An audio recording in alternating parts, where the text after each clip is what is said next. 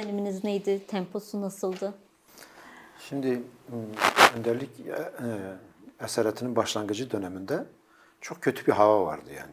Hatırlarsınız. Yaşı o dönemi hatırlamaya müsait olanlar yani çok kötü bir linç havası vardı. Kürt halkında da çok bir matem havası vardı. Yani ulusal bir travma diyelim yani. Herhalde ulusların tarihinde, halkların tarihinde böylesi travmalar çok istisnadır yani. 15 Şubat böylesi bir travmaydı. Bu travmayı anlamaya çalışanlar olduğu gibi böyle kanıtırcasına üzerinde tepinmeye çalışanlar da vardı yani. Mesela işte 29 Haziran'da önderliğe idam cezası verildi. Bu bir göndermeydi. Bununla yetinilmedi. Mesela çok iyi hatırlıyorum, hiç unutmadığım şeylerden bir tanesidir. O dönemin MGK Genel Sekreteriydi yanılmıyorsam Tuncer Kılıç. Dedi Apo'yu bir defa öldürmek ona mükafattır. Onu günde 1000 sefer öldüreceğiz. Şimdi biz önderlikle ilk karşılaştığımız zaman beni en çok etkileyen sözlerinden bir tanesi günde 1000 soru kendime soruyorum, 1000 tane yanıt üretiyorum demişti. Sonra ya acaba bunu Tuncer Kılıç'a cevap olarak mı söyledi yoksa başka bir amaçla mı söyledi diye düşündüm tabii, bilmiyorum yani.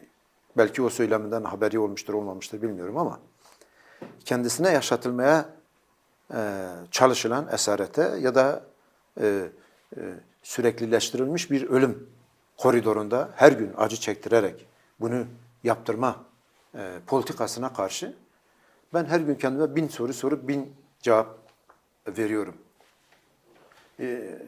Biçimindeki bir duruşla, karşı duruşla yanıt olmaya çalıştı. Şimdi bu çok önemlidir yani.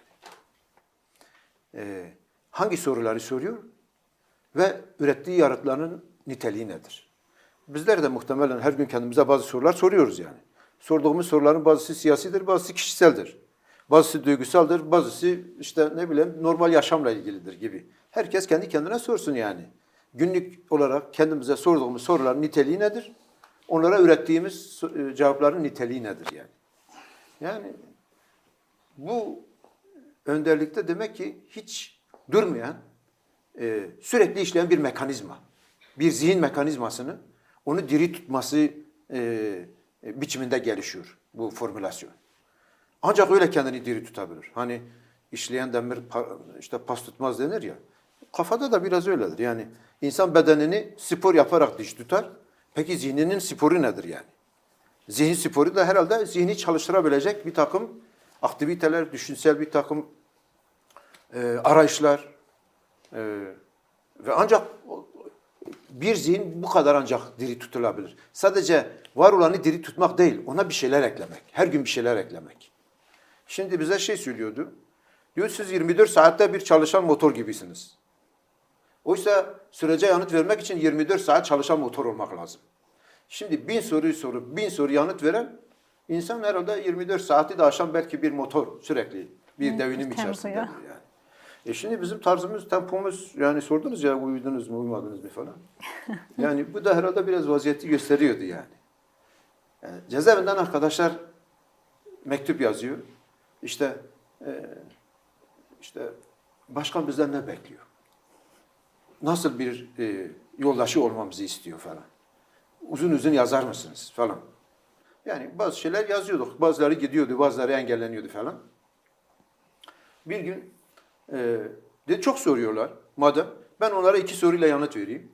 Bunlara verdikleri yanıta göre gerçekten yattığı sürenin hapiste doğru değerlendirip değerlendirmediğine kendileri karar versin.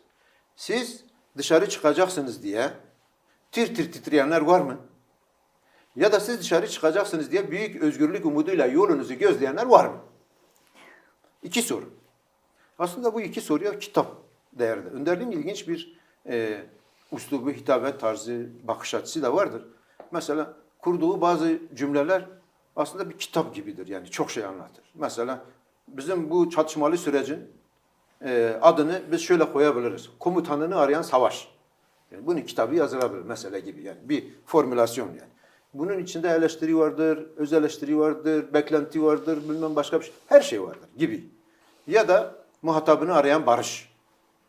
Bu da benzer başka bir format olarak karşımıza çıkıyor yani gibisinden yani. Şimdi tabii bütün bu gelişim süreci içerisinde sürekli işleyen bir beyin, duygu, bilinç, irade, her günü yeniden tasarlayan planlı, programlı bir katılım.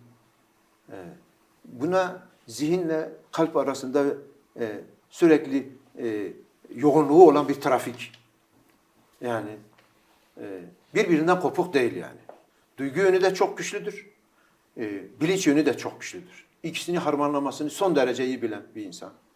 Mesela işte bazıları dışarıdan önderliği tanımlarken işte biraz sert görürler. İşte bu 40 yıllık savaşın yaratıcısı, mimarı falan yani. Bazı şeylere tanık oluyoruz yani. Gerçekten önderlik aslında hani bazen deniyor ya karıncayı incitmeyen bir insandır falan. Biz bizzat Havalı Bey'i de hatırlar yani.